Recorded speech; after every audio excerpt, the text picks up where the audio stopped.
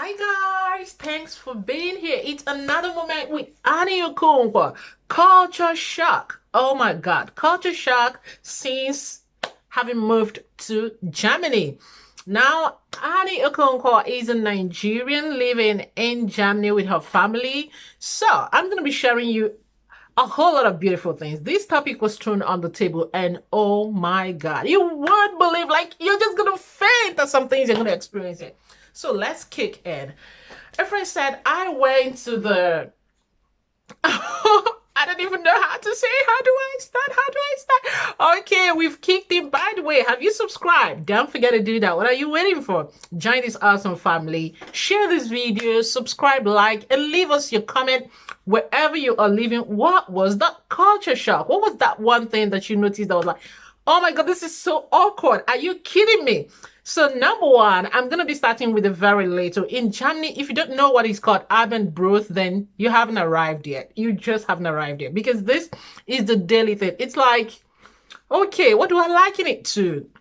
In Nigeria, oftentimes people have, I think, swallow that soup with some sort of fufu, gari, semovita, what have you, to swallow, Oftentimes that's the evening meal in Nigeria. Or you're having rice. Some are used to having rice for evening meals. Or, things like that. Here it's Abendbrot. They call it evening bread. Sometimes some are used to having bread and tea. That's my mom's favorite. But by the way, the amazing thing is that for me especially, the first time I witnessed this was at the hospital, and 5 p.m.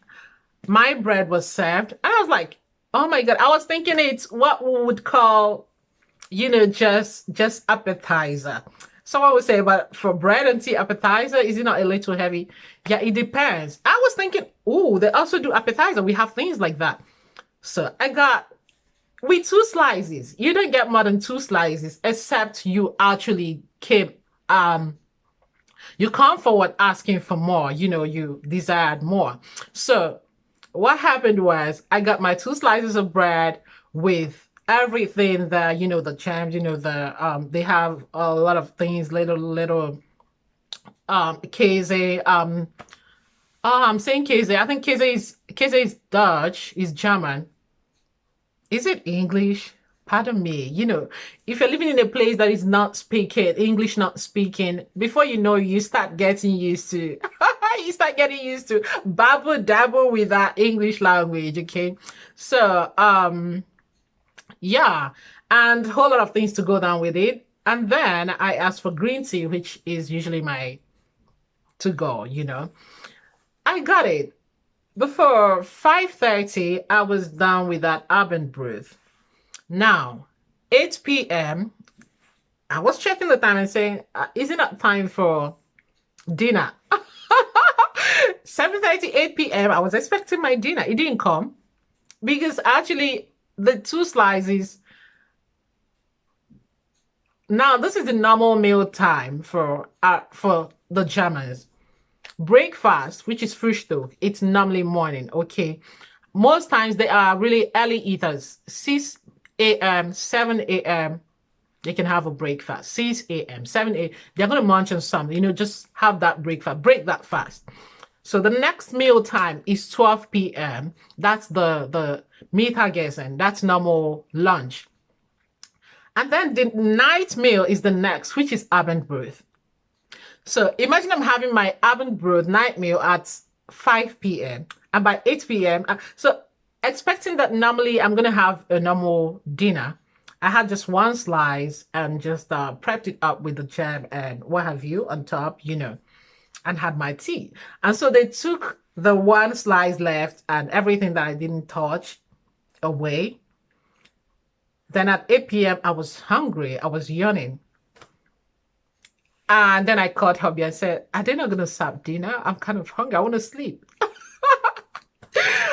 My hubby said, what you got is Abendbrot. You just had your dinner at 5. So you better deal with it till next morning. I'm like, oh my gosh, are you kidding me?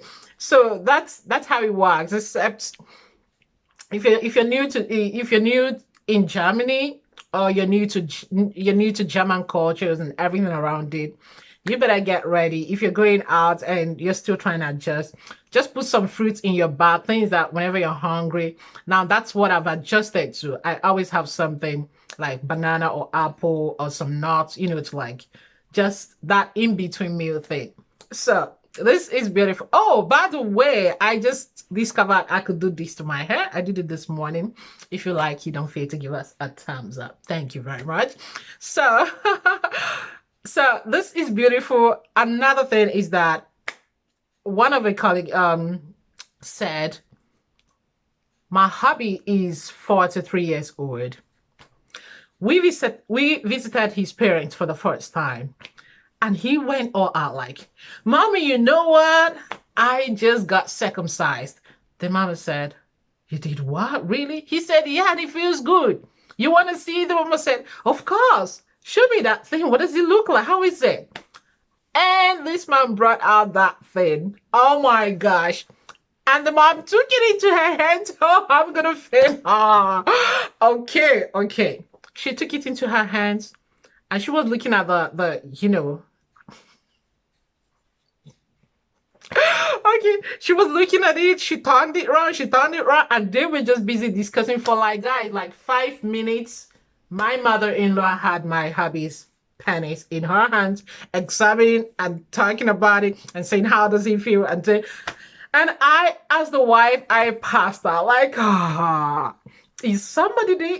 What's going on here, guys? So that openness is just like, no, I think it's way too much. I don't know. Leave me a comment in the comment section below. They are just so open. Now, another shocker of a German culture for you is that you could visit perhaps your mother-in-laws, you know, parents-in-laws, father-in-law, parents-in-laws home, and they are aware that you're coming. Now you get in there, you're meeting the man and the woman both naked. Now you have these homes that are there's something they call it having to do with nature. They are people of nature. Nature is you bear your body to nature. You allow the body to breathe like all the time or most of the times, especially when you're not feeling cold, you know, when you want to do that. So it's allowed here. They have actually a terminology for it. I think I'll check that out. So perhaps you know what it is also. So you just visit them and you're discovering they are both naked. Now, as a stranger, how are you gonna feel like? What are you gonna feel? So it was so strange, like, oh, do I cover my eyes? You know, so a lot of people were expressing what they felt. Now, another sister said the first time they went to there's this kind of beach. It's actually that Mother Nature beach where you just have to be naked in that circle, you know, of the water there. So they went in there and everyone got bare. And she looked and they said, yeah, you got to take off your clothes. And she said, thank you. I'm going back to the hotel room. I'd rather remain there. This is so embarrassing.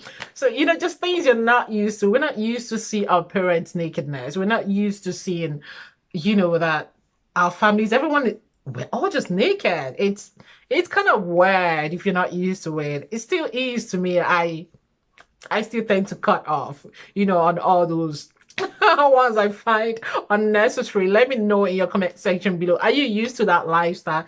Do you also find it weird? Now, another shocker here is termin, like everything is appointments. Like you just can't do without it. You're getting letters, you're getting mails, you're getting everything. You're getting appointment at so time and you must be there. Instead of being there 5 minutes late, please be there 5 minutes before the time.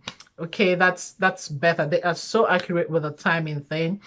Now, that's a positive side, I would say. I mean, who likes to be late? Late going, it's actually not a good thing.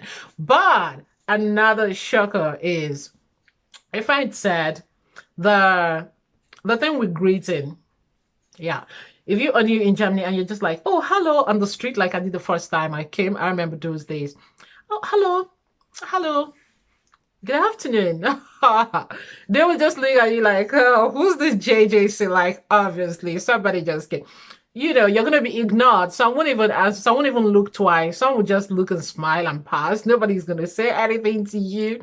So this is another thing. From where we came from, Nigeria, we just keep greeting. In fact, when you do not greet your elders, who's that? What didn't they train this woman? Where is she coming from? You can greet. So you gotta greet. As a matter of fact, for Nigerians, greeting is attributed to a good behavior. Yeah, to my Nigerian sisters and brothers, leave your comments in that comment section. Greeting is attributed to a good behavior. Oh, she greets so well. That's her wife material. You got it right. That's her husband material. Oh, he's a nice guy. So that's it with greeting. And then another thing is, if you are new in Germany, you got to be mindful of talk. Talk. What does she mean by that? That means when you buy a new pants and you say to your friend, girl, I saw these lovely panties and I just got them. Just be sure that next time you visit her friend or her family or whoever, they're just going to say, I heard you got a new panty. Does it sit well? Does it fit good? Like everything is going to be a topic, everything. So the best thing is you just say little and it's okay. Then another thing is almost every parent or every elderly couple or, people individually, mothers, women, the man, every elderly person goes to the Heim. Now, this is just that place you keep the old people, a home for the old. So why is it like this? Because most times you see that even in that family house, their son is still there or their daughter is still there. There's someone still there. But the thing is that they are so busy with work and so they cannot combine taking care of their mom or their father. And so they just move the person to the Heim, the old people's home. For Nigerians, this is new to us. We manage the situation anyways. We tend to manage these situations. It's usually not easy for us as well, who actually carry on to everyone and along with everyone. But we just want our parents to be close to us all the time if we can do that, if we can give such support. So often what we do is we get someone who stays in the house. As the person is watching after our kids while we work, the person also, checks on our mama and see what she needs and let us know those things he or she cannot provide. So we just carry our families along. We do not always wish to whisk them away. So these are the differences. They don't like to be stressed. No, they don't like to be stressed, else they're going to be cursing so hard under their breath. They don't like to be stressed. Well, naturally, no one likes to be stressed, but the level of management or what you're not used to, I think that's another thing. If you're not used to it, then it's difficult. So leave me a comment in the comment section. This is not to castigate the Germans. No, they are beautiful people, very honest people. I love them. But this is just who they are. These are the shockers you're going to see when you arrive here. So another thing is that most times in families, they might not be talking to themselves. You can see, I used to have a friend who said, my mom and I are like two negatives. We don't meet. Like when we meet, we crash. You're like, wow, this is supposed to be your mother. This is supposed to be like the best person to you. So, and I discovered that it's not just her. Most of them are like that. Most girls do not agree with their mom. So that's one thing that it's always there. You can be in a family and this sister is not talking to this brother and vice versa. It could be just two kids that are in that family and they don't even talk. They don't know where the other one lives. They don't care, most times, and you wonder, what? You tend to ask them, did you guys quarrel? Is there anything? Nothing. There's no quarrel, there's nothing. Everyone's just there doing his or her thing. So to me, it's like a shock. I have that feeling like a family are to be together, okay? A family ought to mind their business as a family, not to follow, oh, how's my brother doing? Does he need some kind of support? What can I do for him, or How's he just doing? He's my blood after all. So that's the thing. Leave me your comment in the comment section below. Is it a good part? Is it some part with some kind of K-leg, some kind of questions attached to it? So let me know what you think. This video is obviously going so much more than I thought. I don't want to take it further, but there are so many amazing things that you just like, wow, this goes this way. But for the Germans, what is this their typical lifestyle? Yeah, this is their typical lifestyle. The German man or the German boy or the German child can actually call the police for his parents. He can call the police on his mom or on his father if the parents are failing the rules. Now, this is something we're not used to. That's a very good part because that's something keeping them to, taking them to greater heights. Everyone's standing for the truth and for the truth alone. In Nigeria, we won't do that. We will rather cover our father. We will not be happy, we will be complaining, but we will not report him. A German child will pick the phone and call the police and say, my father did this, arrest him. He's so wrong. He couldn't have done that. How could he have done this? Such a thing, such boldness. It's there always. It's also in Germany that you have that child who will stand up in class and say to a lecturer, your class is so boring. Can you, God, I need to have some coffee in the middle of the class. Like they feel so free to express themselves uninterruptedly and they know their right so well. So this is another beautiful part to it, which we do not have. In Africa, most times the kids are suppressed with their emotions. They are taught not to voice out as they're going to be flogged in the class. Here you dare not flog any child. So the kids bear in their emotions and just complain to themselves when they have the chance, but do not have that audacity to say to the teacher or the lecturer or the parents or what have you, that senior person. Now, it's in Germany that you're going to meet your boss and you say, hello, Henry. And you just say hello and hello Anastasia. So that cordial relationship is there. This whole sa and ma, it's usually not there, except in high cases when you just have to say Frau this, Mrs. this. But most times they just prefer to be called by their names. You see your auntie and the kids are just calling you your name. Hello, hello, Harry. Hello, who's that? Lauren. They just call your name no matter who you are. First time I was like, what is that? They can't even say auntie. And then my friend said, are you their auntie? So that sat in there, I did not told the second time. You just adjust, that's how it is. So amazing things. If you know more things as culture shock, wherever you are, leave that comment below. I love to see them. I love to read them. These are beautiful. And then another thing, do we go on, do we cut the short video? Do we make it short? It's really, really long enough. I'd love to stop here. Let me know what else you'd like that I do. Don't forget to share this video, subscribe, like, and follow us. I love you. Be blessed. Love God because he loves you. Let love reign. You are a winner in Christ Jesus. He loves you, and I love you.